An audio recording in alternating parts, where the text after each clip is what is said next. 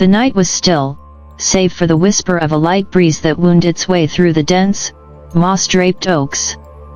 Moonlight filtered through the tangled branches, casting long, eerie shadows on the path leading to Bellamy Bridge, a place whispered about in Marianna, Florida, for generations. It was said that the bridge held a curse, a tragic tale of love and death that refused to be forgotten. The story begins in the early 1800s with Elizabeth Jane Bellamy, a young woman of striking beauty, known for her radiant smile and warm heart. She was the beloved daughter of a wealthy planter, and her marriage to Dr. Samuel Bellamy was the talk of the town. The wedding was a grand affair, held under the shade of towering oaks, with the whole town in attendance. But as the sun set and the couple retired to their new home, a cruel twist of fate awaited them. Just days after the wedding, Elizabeth fell ill with a fever that grew worse by the hour. Dr. Bellamy, a skilled physician, tried every remedy he knew, but nothing could cool the flames that burned within her. Her condition deteriorated rapidly, and soon, the once lively Elizabeth was confined to her bed, her body ravaged by the relentless illness. As the days turned to weeks, Elizabeth's once vibrant eyes dimmed, and her skin took on an ashen pallor.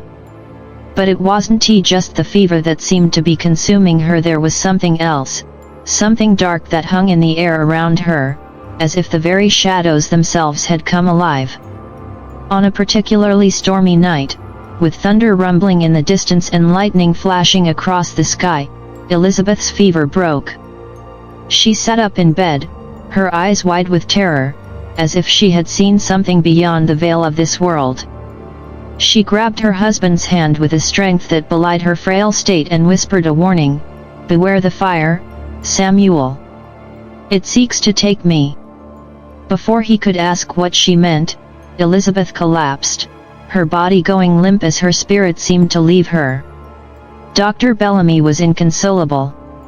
He buried his young bride in the family cemetery, not far from their home, beneath a simple headstone that read, Elizabeth Jane Bellamy, 1815 to 1837. But death was not the end for Elizabeth. Days after her burial, a terrible rumor began to spread.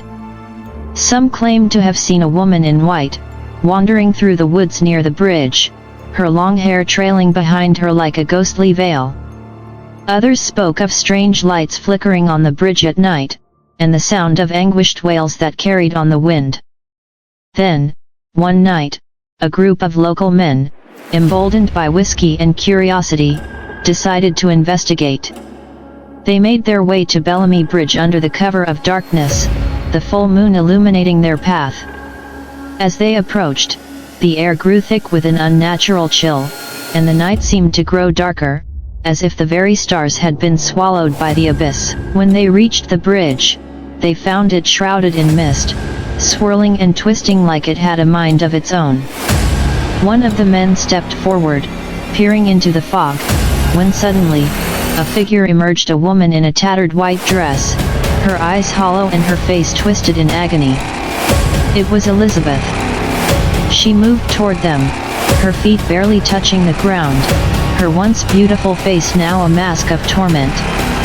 The men stood frozen in fear as she reached out, her fingers like icy tendrils, brushing against one of their arms. The touch sent a shock of cold through his body, and he staggered back, screaming in terror. Elizabeth's ghost let out a mournful cry that echoed through the woods, a sound so full of sorrow and rage that it shook the men to their core. They turned and fled, stumbling through the darkness, their hearts pounding in their chests. Behind them, they could hear the sound of footsteps on the bridge, slow and deliberate, following them. When they finally made it back to town, they were pale and trembling, their eyes wide with fear. They spoke of Elizabeth's ghost, of the curse that had befallen her and the bridge.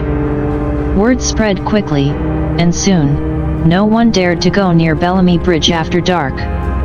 But the haunting didn't stop. Over the years, many others claimed to have seen Elizabeth's ghost, wandering near the bridge, her face twisted in an eternal scream.